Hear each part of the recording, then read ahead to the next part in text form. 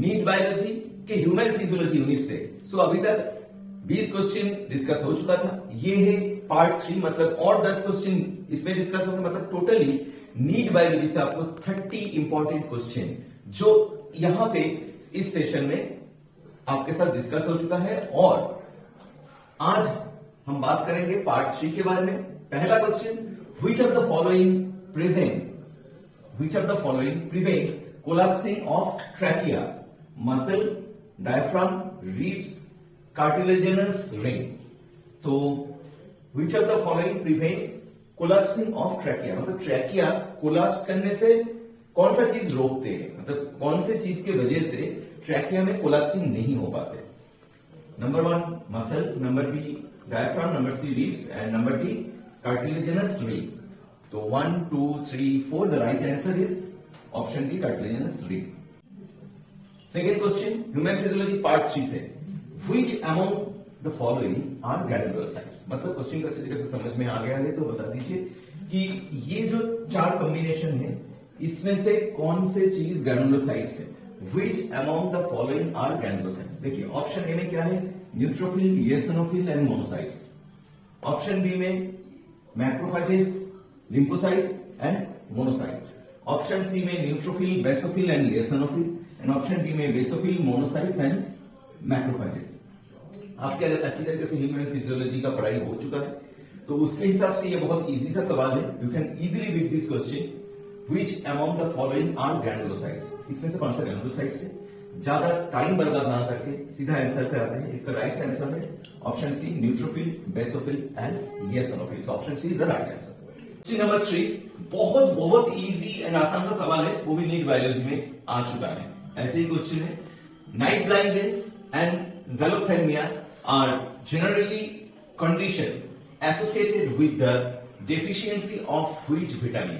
कौन से विटामिन की कमी से नाइट ब्लाइंडनेस एंड ज़ैलोथैल्मिया रोग होने के चांसेस बहुत ज्यादा है। सीधी सी सवाल है, अगर नाइट ब्लाइंडनेस बोल रहे हैं तो आंसर इसमें देखने का कोई जरूरी नहीं है कि ऑप्शन ए में विटामिन बी, विटामिन के, विटामिन बी2, विटामिन ए है। सीधी सी बात है, अगर नाइट ब्लाइंडनेस जहां पे आ रहा है आंसर सीधी पकड़ लो, विटामिन ए। तो right answer is option D, vitamin A. Question number 4, the primary function of the cerebrospinal fluid. Cerebrospinal fluid के प्राइमरी फंक्शन क्या है। देखिए सेरिब्रो वर्ड आते हैं सेरिब्रल, सेरिब्रल मतलब दिमाग, मस्तिष्क। तो the primary function of the cerebrospinal fluid to क्या रहता है, protect the brain, option A. Option B, provide nutrient to the surrounding tissues. Option C, remove waste product. Option D, all. एक cerebrospinal fluid के क्या काम रहता है, main function क्या है। ब्रेन को प्रोटेक्ट करना obviously, provide the nutrient to the surrounding tissues, जितने भी आपके टिश्यू है ब्रेन टिश्यूज वहां पे न्यूट्रिएंट पहुंचाना। Option C, remove waste product, obviously जो वेस्ट प्रोडक्ट रहता है उसको रिमूव करना। तो अगर तीनों ऑप्शन ही हमें सही लग रहा है तो option D, all answer are correct, ये है right answer for this question. Question number 5 easiest सवाल है, मगर नीट में जितना भी इजी सवाल है वही आते हैं। ये तो अलग बात है कि बहुत सारे लोग ने इसको कॉम्प्लेक्स बना के रख दिया, बट नीट एक कॉम्प्लेक्स एग्जाम नहीं है। हमने हर वीडियो में बार बार यही चीज कहने की कोशिश की है कि आपके जो एनसीईआरटी का बायोलॉजी बुक है उसको आप अच्छी तरीके से पढ़िए लाइन बाई लाइन, तो नीट बायोलॉजी में 300 प्लस आप इजीली सिक्योर कर सकते हो। जैसे ये question, heart of man is. अब ये इतना सीधी सी सवाल सभी को पता है कि मायोजेनिक, न्यूरोजेनिक, कार्डियोजेनिक और डायोजेनिक। अब हार्ट ऑफ मैन क्या होगा, मायोजेनिक। तो option A is the correct answer. Question number 6, lacteals take part in digestion of milk, absorption of fat, option C digestion of lactic acid and option D none। जल्दी से बोलिए, easy से सवाल है।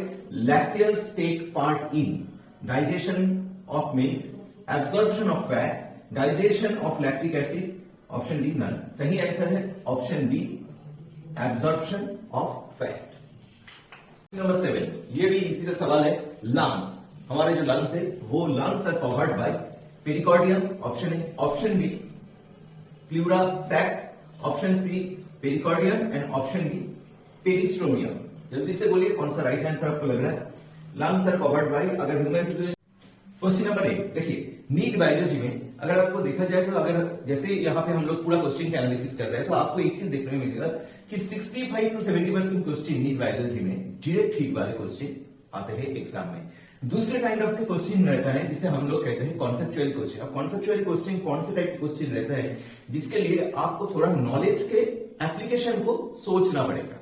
अब ऐसे क्वेश्चन 35 to 40 वो भी इजीएस्ट मेथड पे ही है, मगर थोड़ा सा दिमाग लगाना पड़ेगा जिसके लिए बुकिश लैंग्वेज नहीं, बुक में जो लोग आप पढ़ते हो उसका एक्सप्लेनेशन और उसका एप्लीकेशन रहता है कॉन्सेप्चुअल क्वेश्चन। जैसे ये क्वेश्चन पकड़ लेती है, altitude sickness is typically caused due to altitude sickness, मतलब हाइट, पहाड़ में मतलब चढ़ने के लिए काफी लोगों को एक डर सा लगता है। सिकनेस का मतलब यही है, altitude sickness is typically caused due to.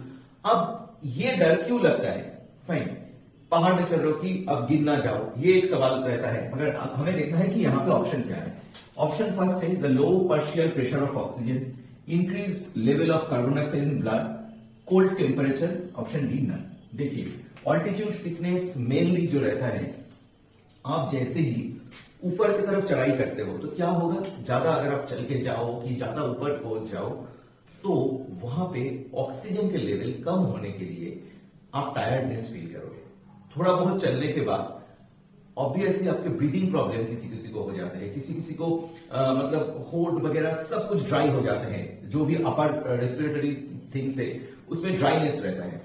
Breathing problem very common, किसी किसी को उल्टी ऐसा लगता है मगर उल्टी नहीं हो पाता है। This is all altitude sickness is typically due to, मतलब देखिए कॉमन कॉज तो हमें पता है कि कार्बन डाइऑक्साइड लेवल क्यों बढ़ेगा ब्लड में, आप अगर ज्यादा देर चलोगे, ज्यादा कार्बन डाइऑक्साइड इनहेल करोगे। Otherwise the main actual reason is the low partial pressure of oxygen, क्योंकि ऑक्सीजन का लेवल कम होने से ही ब्लड के जो मतलब ब्लड जैसे मूव करते हैं ऑब्वियसली उसमें सिस्टोल डायस्टोल में आपके रेटिंग कम होंगे। जैसे ही उस चीज में कम होंगे तो obviously you will feel sick.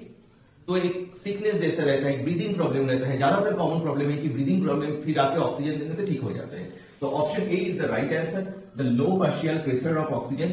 ऐसे क्वेश्चन अगर आए कॉन्सेप्चुअली तो डरना मत, थोड़ा सा दिमाग लगाओ, साइंस लगाओ तो आंसर आपके सामने ही क्लियर कट रहेगा।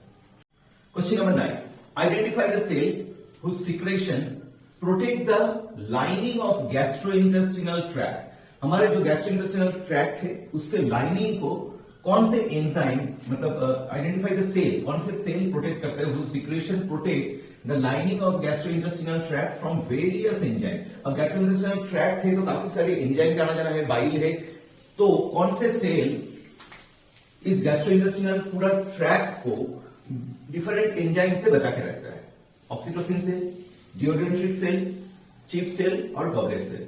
सीधी सी सवाल है, थोड़ा सा दिमाग लगाओ, कौन सा हो सकता है? ऑक्सीटिक, डिओड्रेंट्रिक शायद आप लोग सोच रहे हो क्योंकि डिओडिनम जेरुनम ये गैस्ट्रोइंटेस्टिनल ट्रैक्ट के साथ रिलेटेड है, बट डिओड्रेंट्रिक सेल ये काम नहीं करता है। The right answer will be option D, goblet cell. Question number 10, question number 10 ये है, which of the following hormone is secreted by the gastric gland. हमारे जो गैस्ट्रिक ग्लैंड है उसमें से कौन से हार्मोन निकलते हैं?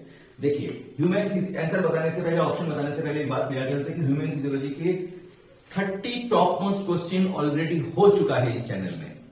10 करके आपको सारे video part A, part B और ये रहा पार्ट सी में मिल जाएंगे। ऐसे ही पढ़ते रहिए और साथ में हमारे क्वेश्चन आंसर सेशन को आप ज्वाइन कीजिए ताकि देखना आपके भी प्रैक्टिस हो जाएंगे और एग्जाम में ज्यादा वक्त नहीं है। तो अच्छी तरीके से आप लोग यूनिट को तैयार कीजिए। हम लोग नेक्स्ट वीक लाएंगे और एक यूनिट जो आपके लिए बहुत ज्यादा बेनिफिशियल रहेगा।